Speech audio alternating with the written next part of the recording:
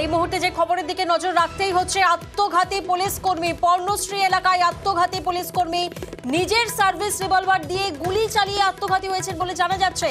প্রতিনিধি সৌরভ এই মুহূর্তে আমাদের সঙ্গে রয়েছেন। সৌরভের থেকে একটু জানবো, সৌরভ, কিভাবে ঘটলো এই ঘটনা এবং যে পুলিশ কর্মী মৃত, ওনার পরিবারের তরফ থেকে কিছু অভিযোগ করা হচ্ছে? একেবারেই দেখো প্রিয়াঙ্কা, বিকাল 4টে নাগাদ এই ঘটনাটি ঘটেছে বলে পুলিশ সূত্রে খবর। এবং যিনি মারা গেছেন তিনি ওয়্যারলেস ব্রাঞ্চে কর্মরত ছিলেন, কনস্টেবল পদক র্যাঙ্ক হোল্ডার তিনি, এবং তার নাম পুরক ব্যাপারী। এবং যেটা পুলিশ সূত্রে খবর যে নিজের যে সার্ভিস রিভলভার, সেই রিভলভার দিয়ে গুলি করে নিজে আত্মঘাতী হয়েছেন।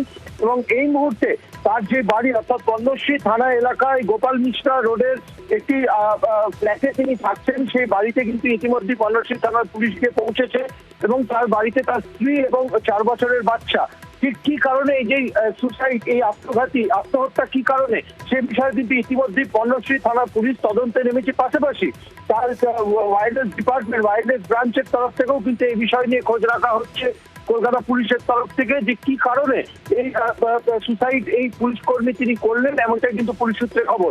কোনো মানসিক অবসাদ ছিল কিনা, বা তার কোনো দেনা ছিল কিনা, বা অন্যান্য কোনো কারণ, সেটি কিন্তু এই মুহূর্তে জানার চেষ্টা করছে পদ্মশ্রী থানার তদন্তকারী আধিকারিকরা।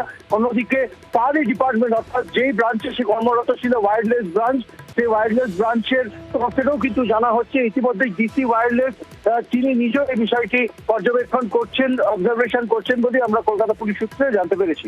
বেশ।